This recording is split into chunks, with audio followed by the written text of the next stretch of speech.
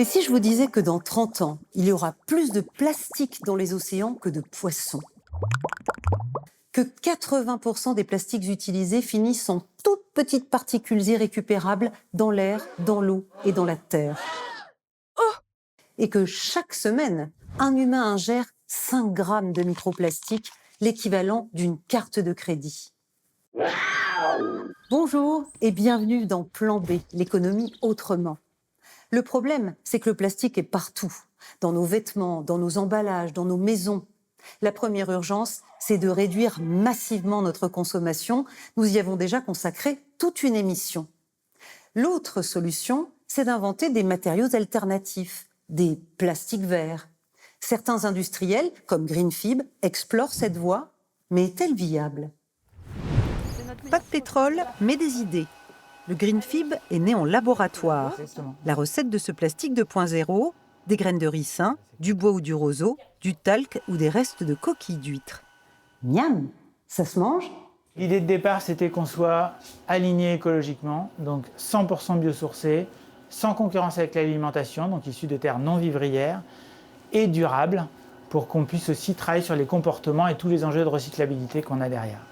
Comme le plastique traditionnel, le Greenfib est produit sous forme de granulés, de plaques ou de filaments.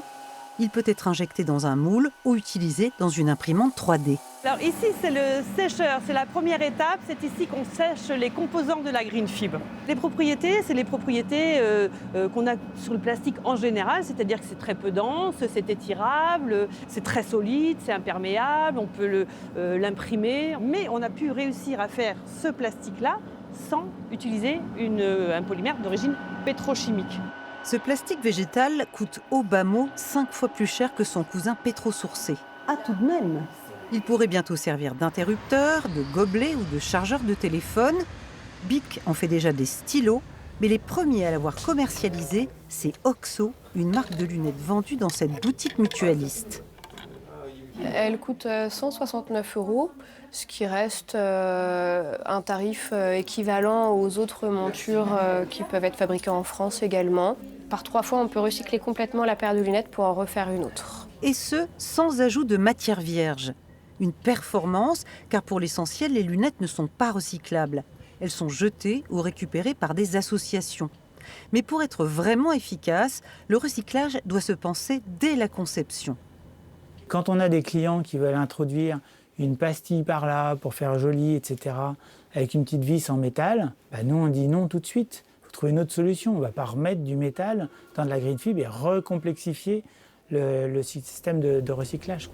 Dernier défi, très difficile à relever, récupérer tous les vieux objets en Greenfib pour qu'ils ne finissent pas en nanoparticules dans la nature. Car si ce matériau est recyclable, il n'est pas compostable.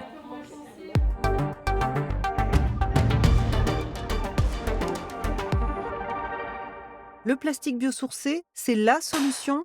Alors, trouver des matériaux alternatifs au plastique est une voie d'avenir à condition que l'on résolve le problème que l'on cherche à résoudre, c'est-à-dire la persistance de ce matériau plastique pendant des siècles et des siècles sous forme de petites particules.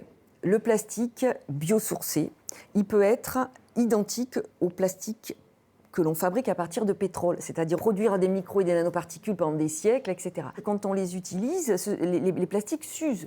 Donc il y a par exemple une grosse partie de plastiques qui sont utilisés pour la fabrication de bâtiments. Et là, il y a une usure qui fait que ces micros et ces nanoparticules d'usure, qu'on va retrouver par exemple issus du plastique utilisé pour les huisseries ou pour les revêtements ou pour tout simplement les vernis, eh bien, ces particules vont partir dans l'environnement, dans les eaux, lorsqu'il pleut, dans l'air, lorsqu'il y a du vent, et ensuite, elles vont être dispersées dans l'environnement. Par contre, développer des plastiques qui sont biodégradables en conditions naturelles, c'est-à-dire qui se comportent comme la feuille d'arbre dans votre jardin, là, oui, ça a un sens. L'objectif, c'est le plastique biodégradable ? Le problème, c'est que la grande majorité des plastiques que l'on appelle biodégradables ne le sont pas en conditions naturelles. Ce sont des plastiques qui sont biodégradables en conditions industrielles seulement. C'est-à-dire qu'il faut les collecter et monter en température. C'est le cas du PLA, de l'acide polylactique. Et donc, ce sont des matériaux qui polluent aussi beaucoup. Donc, on ne peut pas se dire qu'il suffirait de ne pas jeter le plastique et de bien le collecter pour qu'il ne pollue pas. Ce n'est Pas vrai, on va les retrouver dans les glaces de l'Arctique au fin fond des fosses Mariannes, aux côtés des plastiques pétrochimiques normaux. Alors, quelle est la solution? Pour moi, la solution, elle est claire. Les 3/4 des plastiques que nous utilisons ne servent plus notre bien-être. Et donc, il faut réduire notre consommation, c'est une évidence. Il faut qu'on réduise notre consommation de plastique au strict minimum. Et là, ensuite, lorsqu'on aura réduit des 3/4 notre consommation de plastique, on pourra se poser la question de trouver peut-être de nouvelles technologies pour essayer de vraiment les recycler ou de trouver de nouveaux matériaux qui soient biodégradables, ou etc. Avant de se quitter, petite fiche pratique pour réduire le plastique. Les plastiques biosourcés, c'est bien s'ils sont compostables à la maison. Vous les reconnaîtrez avec ce logo. À ne pas confondre avec cet autre logo, très proche. Là, il faut un composteur industriel pour dégrader les vieux plastiques, même s'ils ne contiennent pas une goutte de pétrole. Méfiez-vous du recyclable, c'est souvent techniquement limité ou la filière n'existe pas dans votre pays. Bref, le mieux c'est d'éviter autant que possible le plastique. Déplastifiez-vous la vie.